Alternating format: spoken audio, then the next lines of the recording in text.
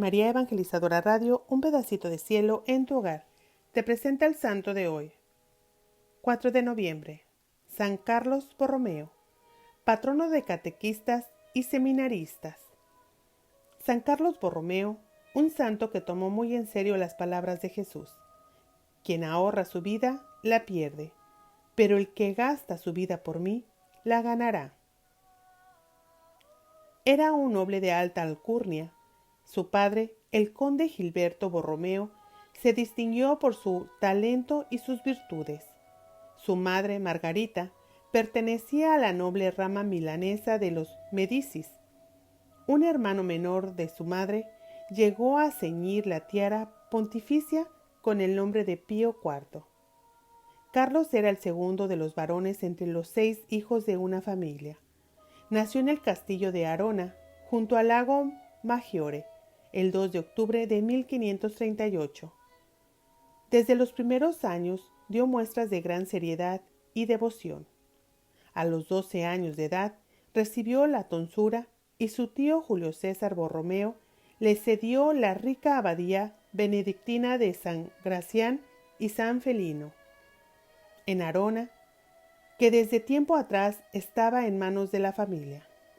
Se dice que Carlos, aunque era tan joven, recordó a su padre que las rentas de ese beneficio pertenecían a los pobres y no podían ser aplicadas a gastos seculares, excepto lo que se le emplease en educarle para llegar a ser, un día, digno ministro de la Iglesia. Después de estudiar el latín en Milán, el joven se trasladó a la Universidad de Pavia, donde estudió bajo la dirección de Francisco Alciati, quien más tarde sería promovido al cardenalato a petición del santo. Carlos tenía cierta dificultad de palabra y su inteligencia no era deslumbrante, de suerte que sus maestros le consideraban como un poco lento. Sin embargo, el joven hizo grandes progresos en sus estudios. La dignidad y seriedad de su conducta hicieron de él un modelo de los jóvenes universitarios, que tenían la reputación de ser muy dados a los vicios. El conde Gilberto solo daba a su hijo una parte mínima de las rentas de su abadía, y por las cartas de Carlos vemos que atravesaba frecuentemente por periodos de verdadera penuria, pues su posición le obligaba a llevar un tren de vida de cierto lujo. A los 22 años, cuando sus padres ya habían muerto, obtuvo el grado de doctor. Enseguida retornó a Milán, donde recibió la noticia de que su tío, el cardenal de Medici, había sido elegido papa en el conclave en el año 1559, a raíz de la muerte de Pablo IV. A principios del año 1560, el nuevo papa hizo a su sobrino cardenal diácono y el 8 de febrero le nombró administrador de la sede vacante de Milán, pero en vez de dejarle partir, le retuvo en Roma y le confió numerosos cargos. En efecto, Carlos fue nombrado en rápida sucesión legado de Bolonia, de la Romaña y de la Marca de Ancona, así como protector de Portugal, de los Países Bajos, de los cantones católicos de Suiza y además de las órdenes de San Francisco, del Carmelo, de los Caballeros de Malta y otras más.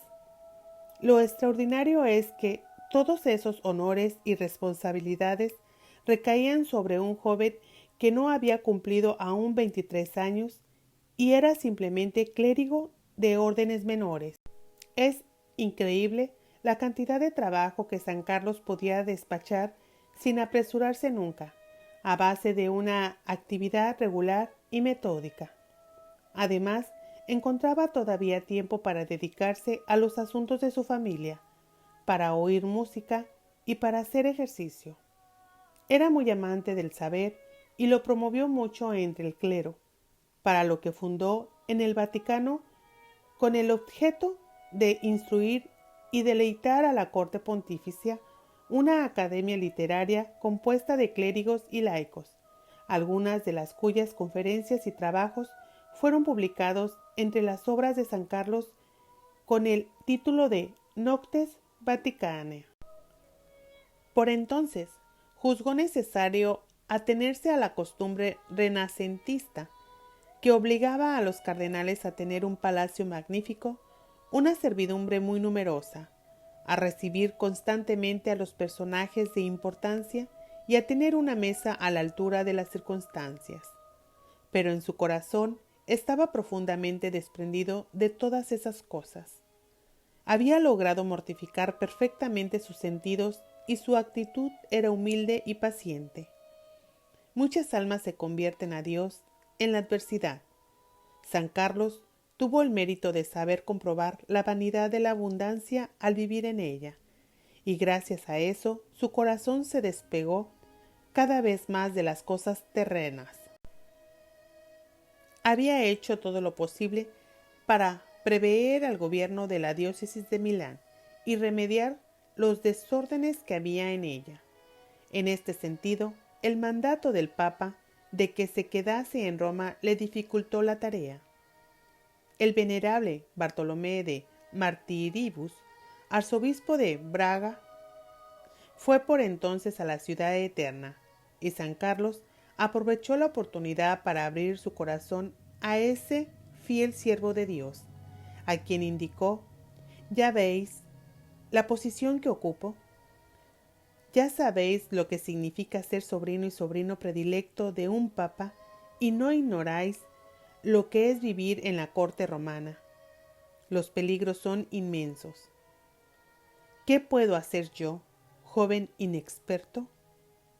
Mi mayor penitencia es el fervor que Dios me ha dado. Y con frecuencia pienso en retirarme a un monasterio y vivir como si solo Dios y yo existiésemos». El arzobispo disipó las dudas del cardenal, asegurándole que no debía soltar el arado que Dios le había puesto en las manos para el siervo de la Iglesia, sino que debía, más bien, tratar de gobernar personalmente su diócesis en cuanto se le ofreciese la oportunidad. Cuando San Carlos se enteró de que Bartolomé de Martiribus había ido a Roma precisamente con el objeto de renunciar a su arquidiócesis, le pidió explicaciones sobre el consejo que le había dado, y el arzobispo hubo de usar de todo su tacto en tal circunstancia. Pío IV había anunciado poco después de su elección que tenía la intención de volver a reunir el Concilio de Trento, suspendido en 1552. San Carlos empleó toda su influencia y su energía para que el pontífice llevase a cabo su proyecto, a pesar de que las circunstancias políticas y eclesiásticas eran muy adversas. Los esfuerzos del cardenal tuvieron éxito y el concilio volvió a reunirse en enero de 1562. Durante 2 años que duró la sesión, el santo tuvo que trabajar con la misma diplomacia y vigilancia que había empleado para conseguir que se reuniesen. Varias veces estuvo a punto de disolverse la asamblea, dejando la obra incompleta, pero con su gran habilidad y con el constante apoyo que prestó a los legados del Papa, logró que la empresa siguiera adelante. Así pues, en las 9 reuniones generales y en las numerosísimas reuniones particulares se aprobaron muchísimo de los decretos dogmáticos y disciplinarios de mayor importancia. El éxito se debió a San Carlos más que a cualquier otro de los personajes que participaron en la asamblea, de suerte que puede decirse que él fue director intelectual y el espíritu recto de la tercera y última sesión del Concilio de Trento. En el curso de las reuniones murió el conde Federico Borromeo, con lo cual San Carlos quedó como jefe de su noble familia, y su posición se hizo más difícil que nunca. Muchos supieron que iba a abandonar el estado clerial para casarse, pero el santo ni siquiera pensó en ello. Renunció a sus derechos en favor de su tío Julio y se ordenó sacerdote en 1563. 2 meses más tarde recibió la consagración episcopal, aunque no se le permitió trasladarse a su diócesis. Además de todos sus cargos, se le confió la supervisión de la publicación del Catecismo del Concilio de Trento y la reforma de los libros litúrgicos y de la música sagrada. Él fue quien recomendó a Palestrina la composición de la Misa Papae Maeseggi. Milán, que había estado durante 80 años sin obispo residente, se hallaba en un estado deplorable. El vicario de San Carlos había hecho todo lo posible para reformar la diócesis con la ayuda de algunos jesuitas, pero sin gran éxito. Finalmente, San Carlos consiguió permiso para reunir un concilio provisional y visitar su diócesis. Antes de que partiese, el Papa le nombró legado a Latere para toda Italia. El pueblo de Milán le recibió con el mayor gozo, y el santo predicó en la catedral sobre el texto: con gran deseo he deseado comer esta Pascua con vosotros. 10 obispos sufragáneos asistieron al sínodo, cuyas decisiones sobre la observancia de los decretos del Concilio de Trento, sobre la disciplina y la formación del clero, sobre la celebración de los divinos oficios, sobre la administración de los sacramentos, sobre la enseñanza dominical del catecismo y sobre muchos otros puntos, fueron tan atinados que el Papa escribió a San Carlos para felicitarle. Cuando el santo se hallaba en el cumplimiento del oficio como legado de Toscana, fue convocado a Roma para asistir a Pío IV en su lecho de muerte, donde también le asistió San Felipe Neri. El nuevo Papa Pío V pidió a San Carlos que se quedase algún tiempo en Roma para desempeñar los oficios que su predecesor le había confiado, pero el santo aprovechó la primera oportunidad para rogar al Papa que le dejase partir, y supo hacerlo con tal tino que Pío V le despidió con su bendición. San Carlos llegó a Milán en abril de 1556 y enseguida empezó a trabajar enérgicamente en la reforma de su diócesis. Su primer paso fue la organización de su propia casa, puesto que consideraba el episcopado como un estado de perfección. Se mostró sumamente severo consigo mismo. Sin embargo, supo siempre aplicar la discreción a la penitencia para no desperdiciar las fuerzas que necesitaba en el cumplimiento de su deber, de suerte que aun en las mayores fatigas conservaba toda su energía. Las rentas de que disfrutaba era pinguez, pero dedicaba la mayor parte de las obras de caridad y se oponía decididamente a la ostentación y al lujo. En cierta ocasión, en que alguien ordenó que le calentasen el lecho, el santo dijo sonriendo: la mejor manera de no encontrar el lecho demasiado frío es ir a él más frío de lo que se pueda estar. Francisco Panigarola, arzobispo de Asti, dijo en la oración fúnebre por San Carlos: de sus rentas no empleaba para su propio uso más de lo absolutamente indispensable. En cierta ocasión, en que le acompañé a una visita del valle de Melsolcina, que es un sitio muy frío, le encontré por la noche estudiando, vestido únicamente con una sotana vieja. Naturalmente, le dije que si no quería morir de frío, tenía que cubrirse mejor, y él sonriendo me respondió: no tengo otra sotana. Durante el día estoy obligado a vestir la púrpura cardenalicia, pero esta es la única sotana realmente mía y me sirve lo mismo en el verano que en el invierno. Cuando San Carlos se estableció en Milán, vendió la vajilla de plata y otros objetos preciosos en 30,000 coronas, suma que consagró íntegramente a socorrer a las familias necesitadas. Su limosnero tenía orden de repartir entre los pobres 200 coronas mensuales, sin contar las limosnas extraordinarias, que eran muy numerosas. La generosidad de San Carlos dejó un recuerdo imperecedero. Por ejemplo, supo ayudar tan liberalmente al colegio inglés de Douai que el cardenal Allen solía llamar a San Carlos fundador de la institución. Por otra parte, el santo organizó retiros para su clero. Él mismo hacía los ejercicios espirituales 2 veces al año y tenía por regla confesarse todos los días antes de celebrar la misa. Tenía el mayor respeto por la liturgia, de suerte que jamás decía una oración ni administraba ningún sacramento apresuradamente, por grande que fuese su prisa o por larga que resultase la función. Su espíritu de oración y su amor de Dios dejaban en los otros un gran gozo espiritual. Le ganaban los corazones e infundían en todos el deseo de perseverar en la virtud de sufrir por ella. Tal fue el espíritu de San Carlos que él aplicó a la reforma de su diócesis, empezando por la organización de su propia casa. Su casa estaba compuesta de 100 personas.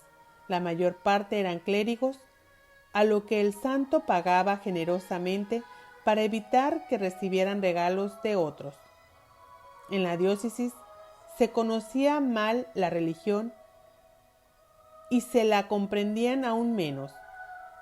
Las prácticas religiosas estaban desfiguradas y por la superstición y profanadas por los abusos. Los sacramentos habían caído en el abandono porque muchos sacerdotes apenas sabían cómo administrarlos y eran indolentes, ignorantes y de mala vida. Los monasterios se hallaban en la mayor desorden. La mayor parte de concilios provinciales, sínodos diocesanos y múltiples instrucciones pastorales. San Carlos aplicó progresivamente las medidas necesarias para la reforma del clero y del pueblo. Aquellas medidas fueron tan sabias que una gran cantidad de prelados las consideran todavía como un modelo y las estudian para aplicarlas. San Carlos fue uno de los hombres más eminentes en teología pastoral que Dios enviará a su iglesia para remediar los desórdenes producidos por la decadencia espiritual de la Edad Media y por los excesos de los reformadores protestantes. Empleando por una parte la ternura paternal y las ardientes exhortaciones, y poniendo rigurosamente en práctica, por la otra, los decretos de los sínodos sin distinción de personas, ni clases, ni privilegios, doblegó poco a poco a los obstinados y llegó a vencer dificultades que habría desalentado aún a los más valientes. San Carlos tuvo que superar su propia dificultad de palabra, a base de paciencia y atención, pues tenía un defecto en la lengua. A este propósito decía su amigo Aquiles: muchas veces me he maravillado de que, aun sin poseer elocuencia natural alguna, sin tener algún atractivo especial en su persona, haya conseguido obrar tales cambios en el corazón de sus oyentes. Hablaba brevemente, con suma de seriedad, y apenas se podía oír su voz. Sin embargo, sus palabras producían siempre efecto. San Carlos ordenó que se atendiese especialmente a la instrucción cristiana de los niños. No contento con imponer a los sacerdotes la obligación de enseñar públicamente el catecismo todos los domingos y días de fiesta, estableció la cofradía de la doctrina cristiana, que llegó a contar, según se dice, con 740 escuelas, 3,000 catequistas y 40,000 alumnos. Así pues, San Carlos fundó las escuelas dominicales 2 siglos antes de que Roberto Ríquez las introdujese en Inglaterra para los niños protestantes. San Carlos se valió particularmente de los clérigos regulares de San Pablo Barnabitas, cuyas constituciones él mismo había ayudado a revisar, y en el año de 1578 fundó una congregación de sacerdotes seculares llamados Oblatos de San Ambrosio que, por un voto simple de obediencia a su obispo, se ponían a disposición de éste para que los emplease a su gusto en la obra de la salvación de las almas. Pío VI formó parte más tarde de esa congregación, cuyos miembros se llaman actualmente Oblatos de San Ambrosio y San Carlos. Pero en todas partes se acogió bien la obra reformadora del santo, quien en ciertos casos tuvo que hacer frente a una oposición violenta y sin escrúpulos. En el año de 1567 tuvo una dificultad con el Senado. Ciertos laicos que llevaban abiertamente una vida poco edificante y se negaban a prestar oídos a las exhortaciones del santo, fueron aprisionados por orden suya. El Senado amenazó con ese motivo a los funcionarios de la curia del arzobispo y el asunto llegó hasta el Papa y Felipe II de España. Entretanto, el alguacil episcopal fue golpeado y expulsado de la ciudad. San Carlos, después de considerar la cosa maduramente, excomulgó a los que habían participado en el ataque. Finalmente, el fallo sobre este conflicto de jurisdicción favoreció a San Carlos, ya que en la antigua ley un arzobispo gozaba de cierto poder ejecutivo. Pero el gobernador de Milán se negó a aceptar esa decisión. San Carlos partió por entonces a visitar 3 valles alpinos, el de Levantina, el de Bregno y la Riviera, que los anteriores arzobispos habían dejado completamente abandonados y donde la corrupción del clero era todavía mayor que la de los laicos, con los resultados que pueden imaginarse. El santo predicó y catequizó por todas partes, destituyó a los clérigos indignos y los reemplazó por hombres capaces de restaurar la fe y las costumbres del pueblo y de resistir a los ataques de los protestantes. Pero sus enemigos de Milán no le dejaron mucho tiempo en paz.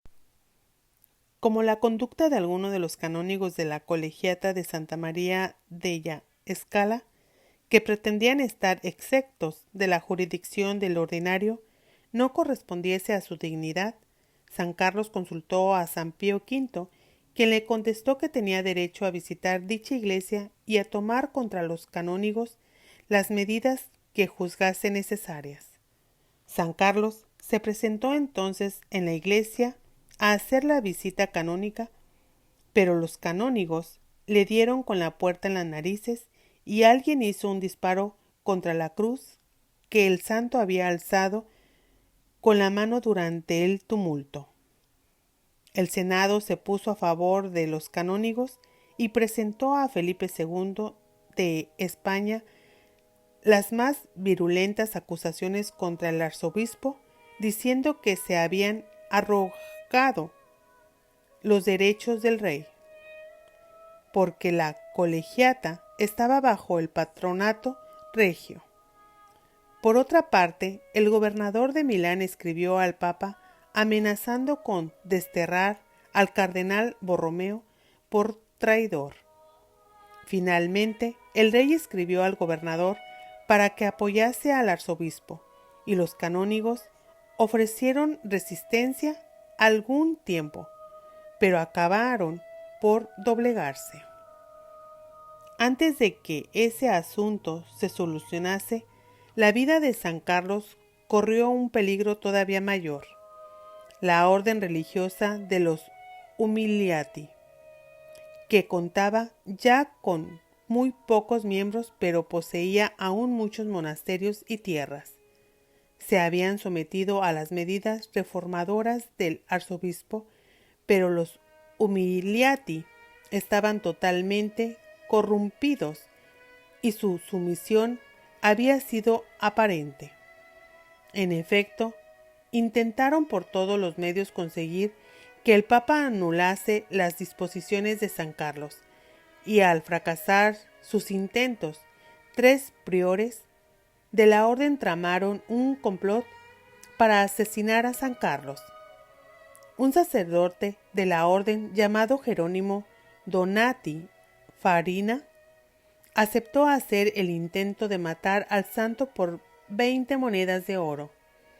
Se obtuvo esa suma en la venta de los ornamentos de una iglesia. El 26 de octubre de 1569, Farina se apostó a la puerta de la capilla de la casa de San Carlos, en tanto que éste rezaba las oraciones de la noche con los suyos.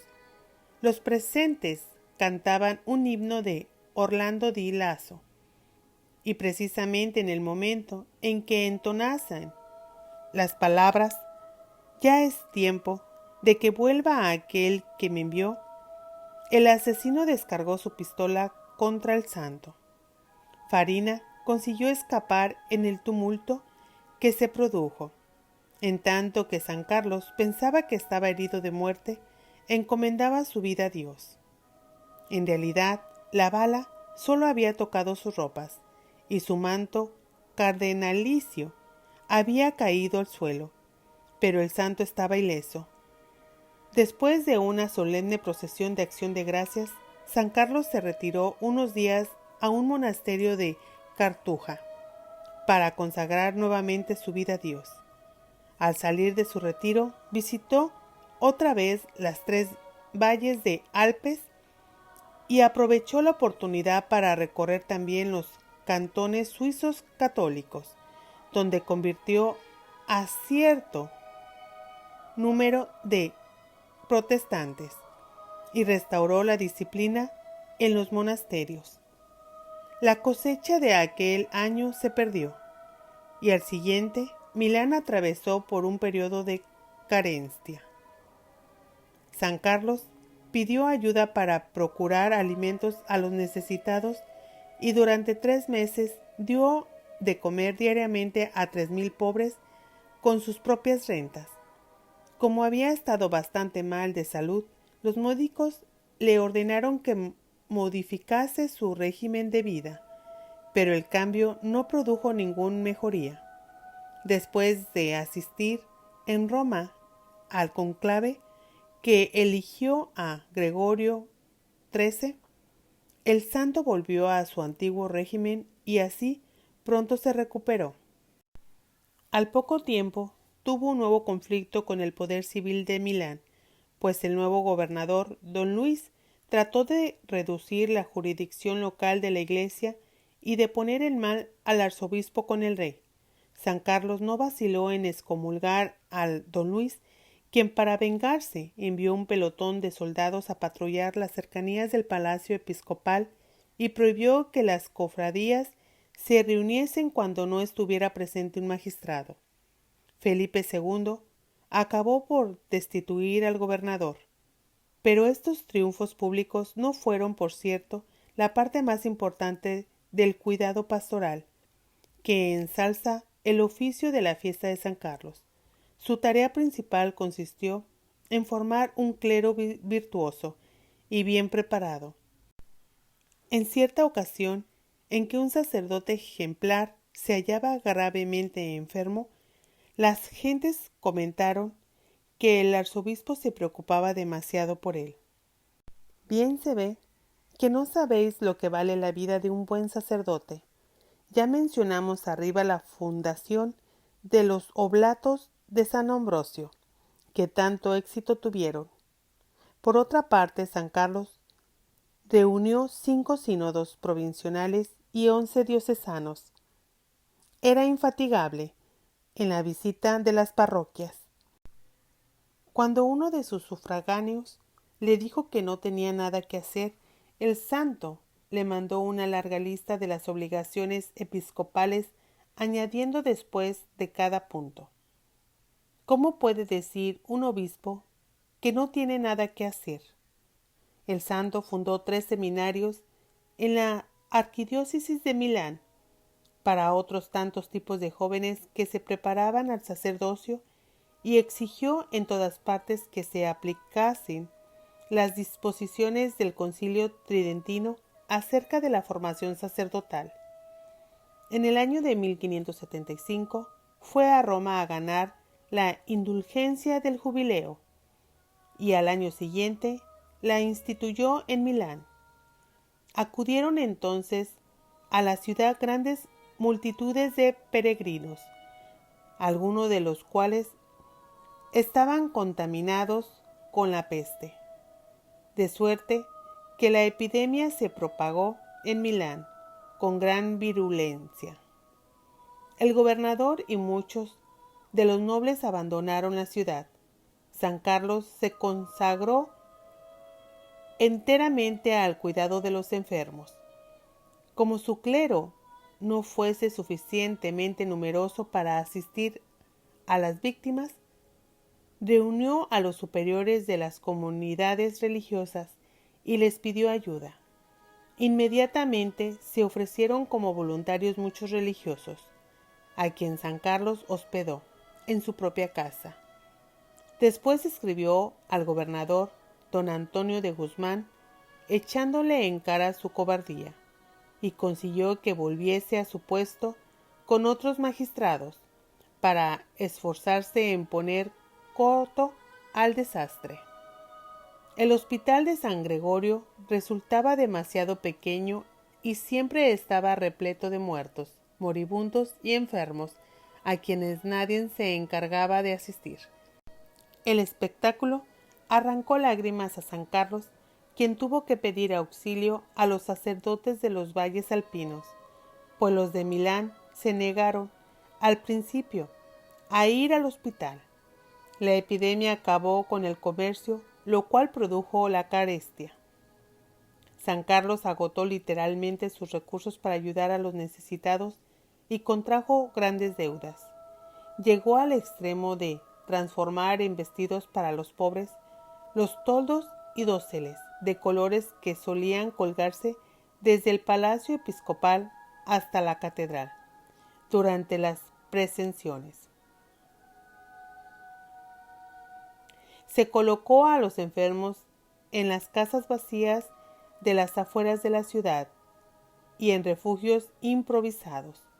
Los sacerdotes organizaron cuerpos de ayudantes laicos y se erigieron altares en las calles para que los enfermos pudiesen asistir a misa desde las ventanas.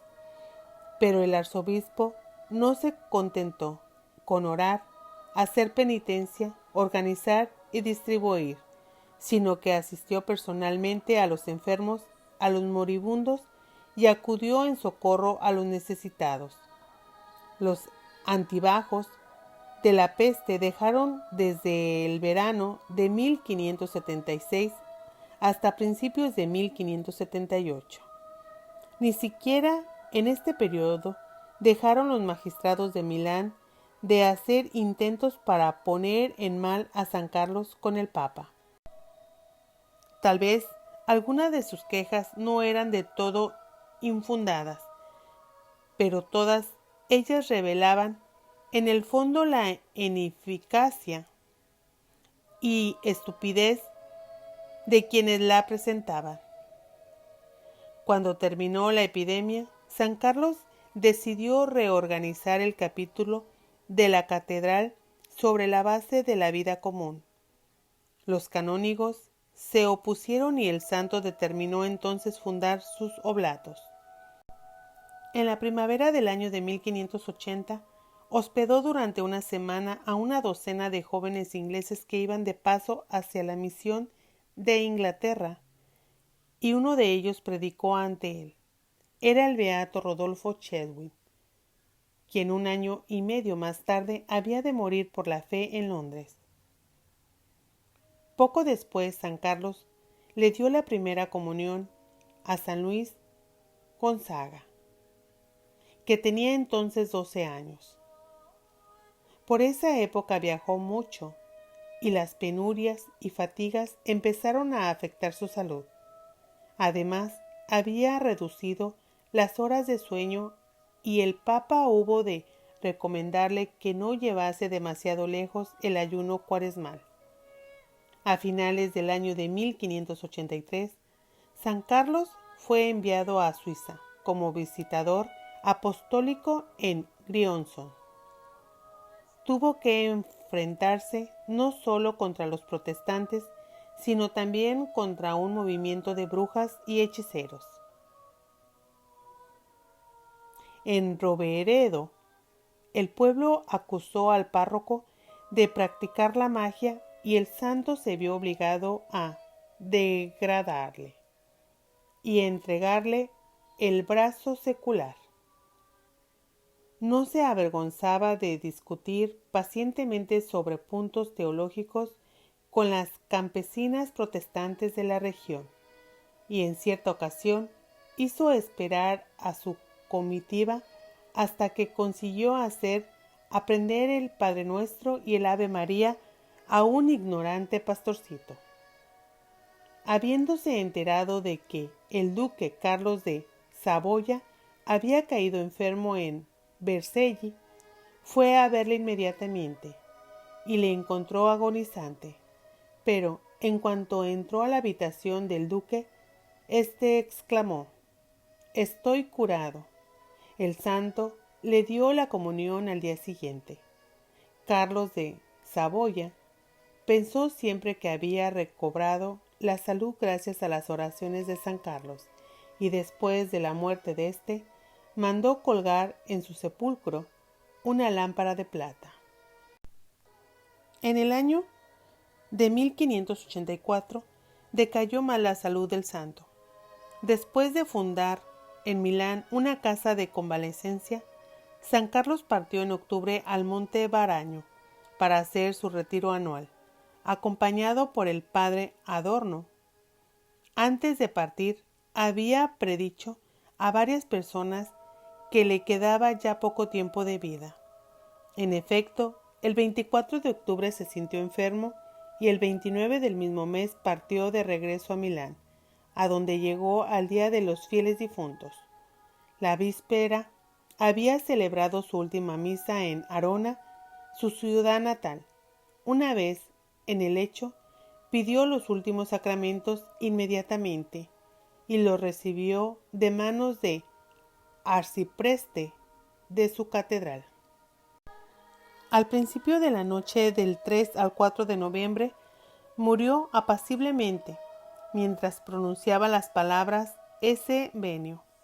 No tenía más de 46 años de edad.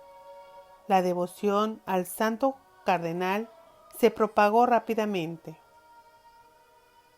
En el año de 1601, el cardenal Baronio, quien le llamó un segundo a Ambrosio, mandó al clero de Milán una orden de Clemente VIII para que, en el aniversario de la muerte del arzobispo, no celebresen misa de requiem, sino una misa solemne. San Carlos fue oficialmente canonizado por Paulo V el 1 de noviembre del año de 1610. Oración a San Carlos Borromeo. Oh insigne Padre de los pobres, San Carlos Borromeo, ángel de la caridad para enfermos y necesitados, y para todos modelo de fe, de humildad, de pureza, de virtudes y de constancia en el sufrimiento. Empleaste todos tus dones para la mayor gloria de Dios y para la salvación de los hombres, siempre con sacrificio total, hasta el punto de ser víctima de tu bondadosa entrega. Concede a nosotros, tus devotos, firmeza en nuestros propósitos, fuerte espíritu de sacrificio y tenacidad y constancia, para el bien de nuestras vidas, almas y mente.